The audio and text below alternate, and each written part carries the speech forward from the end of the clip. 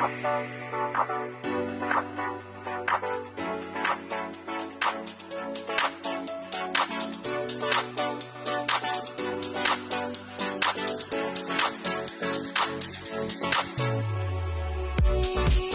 listening to the Dad Whisperer podcast with Dr. Michelle Watson Canfield. Whether you're a dad who wants to add more tools to your fathering toolbox, or a daughter who wants to connect with her dad, or even a mom who wants to support your daughter's relationship with her father, you're invited to join the conversation today.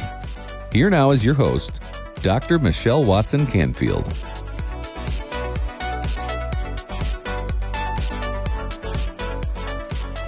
Hello, everyone, and welcome back to the Dad Whisperer podcast. I'm your host, Dr. Michelle Watson Canfield, and I'm so thankful you're here today, especially if you're a dad who wants to add more tools to your fathering toolbox.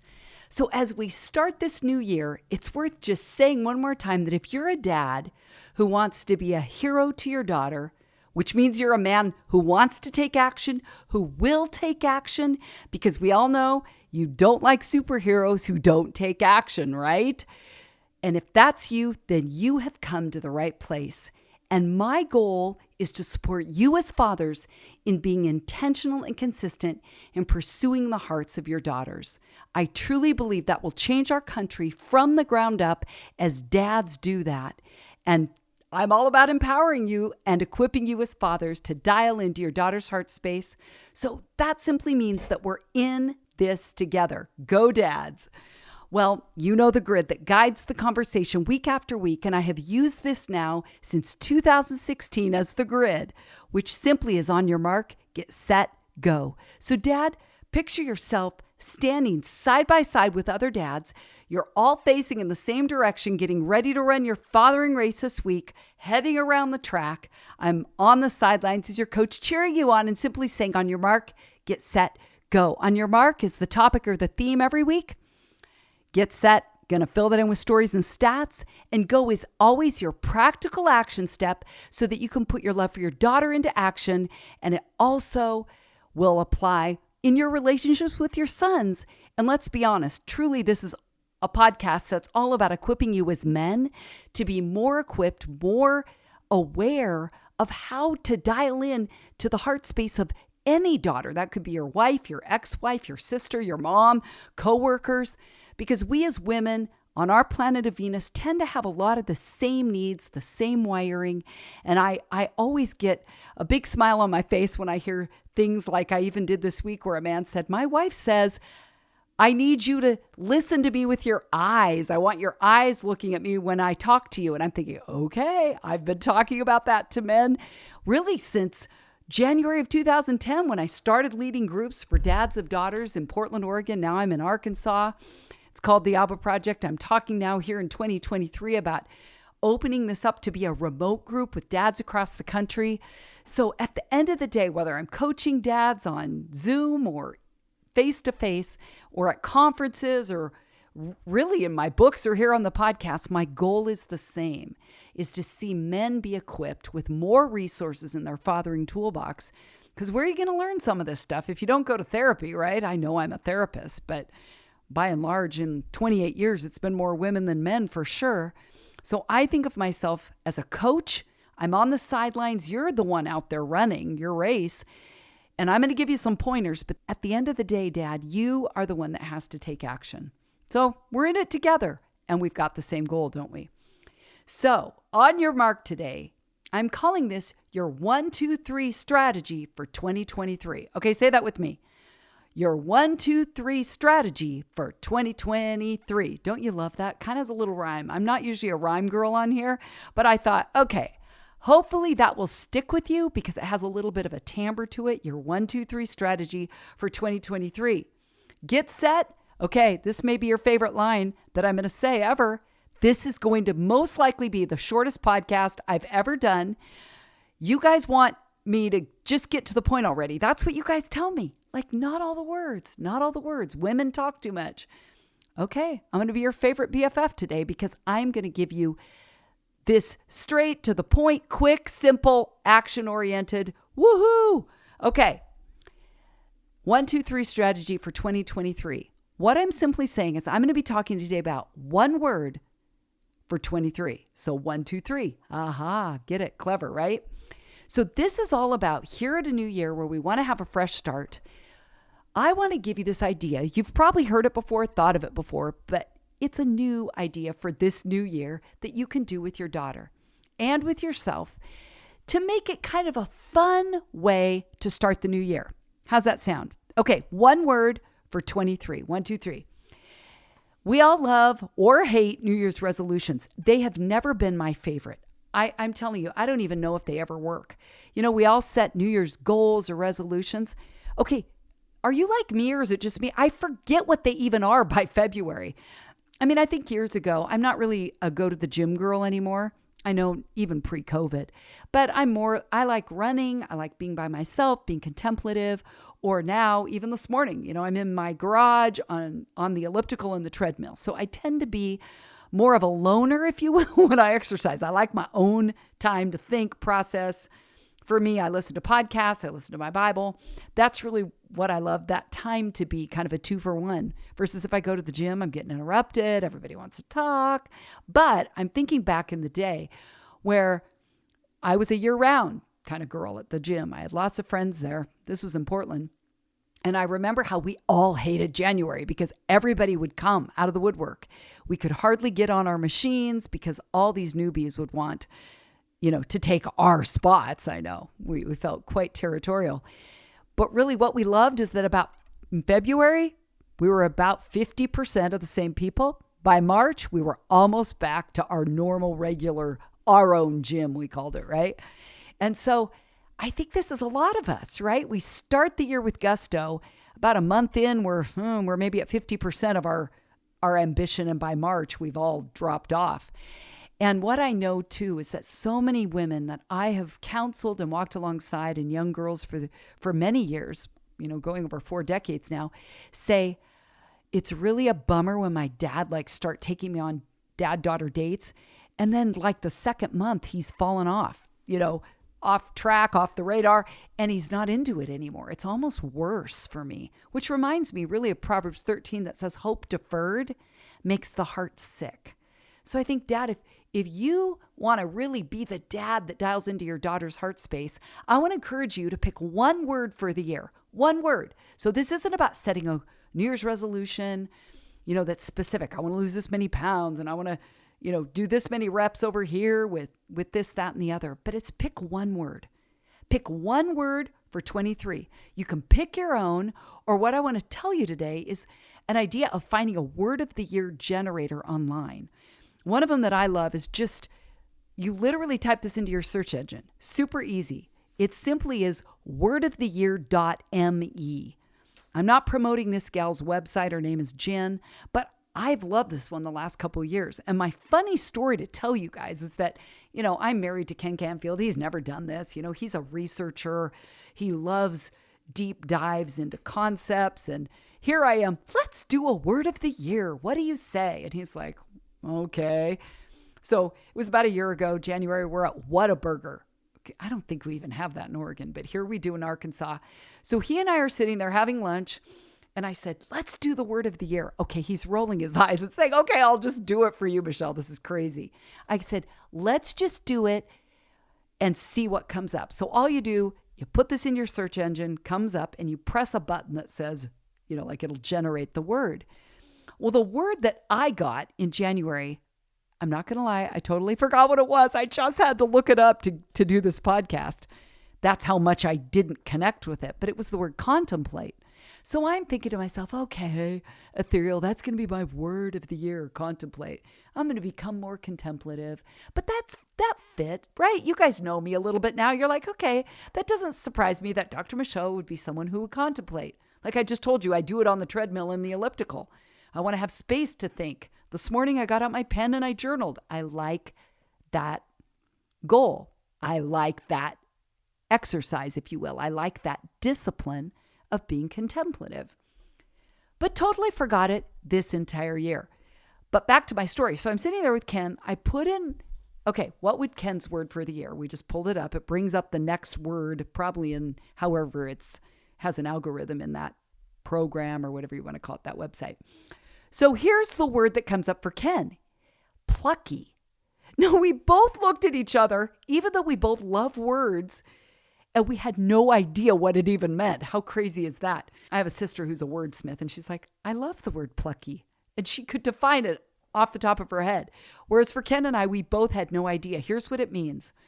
And I think you will probably love hearing that this fit for him: showing bold determination in the face of difficulties.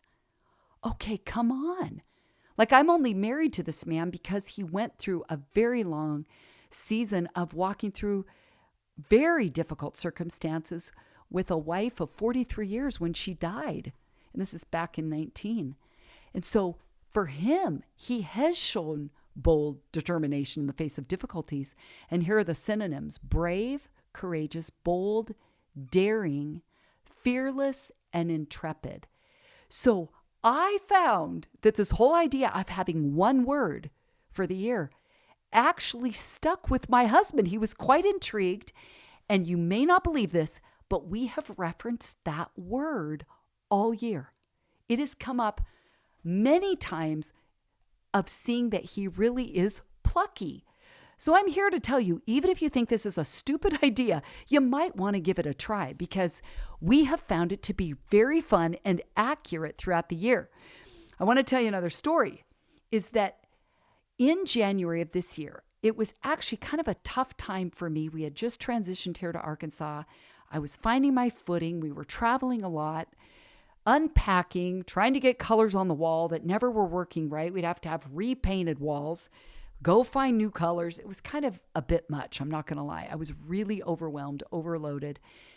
And in January of 22, he and I went away for a 4-day weekend to a mountain here in Arkansas. And I literally told God, I cannot come down the mountain the same way I went up, because I need a word from you. I really do need a word. So you guys are getting the theme, right? This idea of one word and the power of one word, to me, carries more weight than trying to do long, drawn out resolutions that have many facets and overachieving kind of focuses. I get lost in all of that. But this idea of one word, for many years, I would say for probably a decade, have been very vital, I would say, to my focus for the year.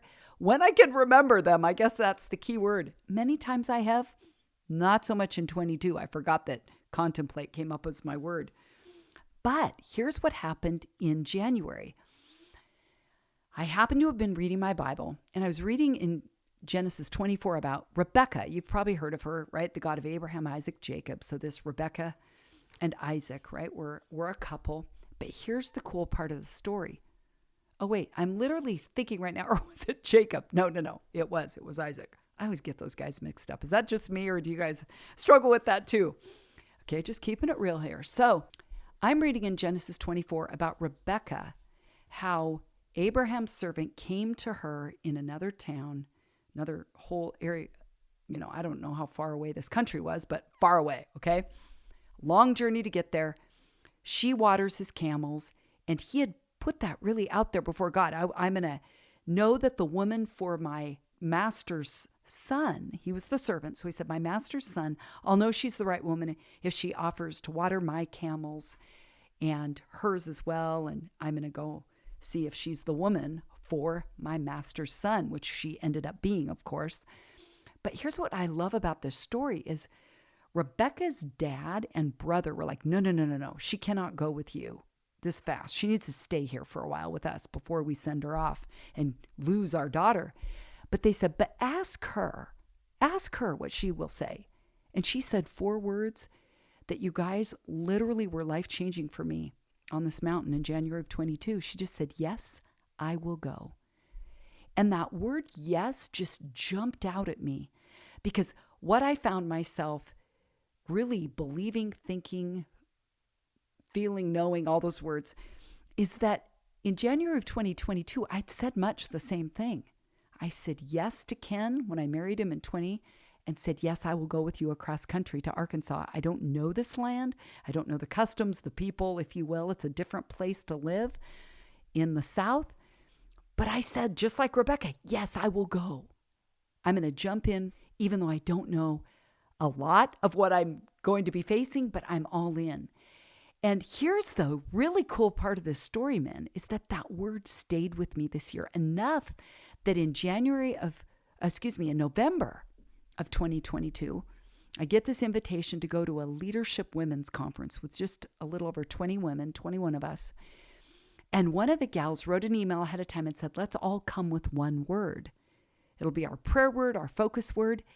And I went through the list in my head of all kinds of words that I could pick that she also said could be our word for prayer.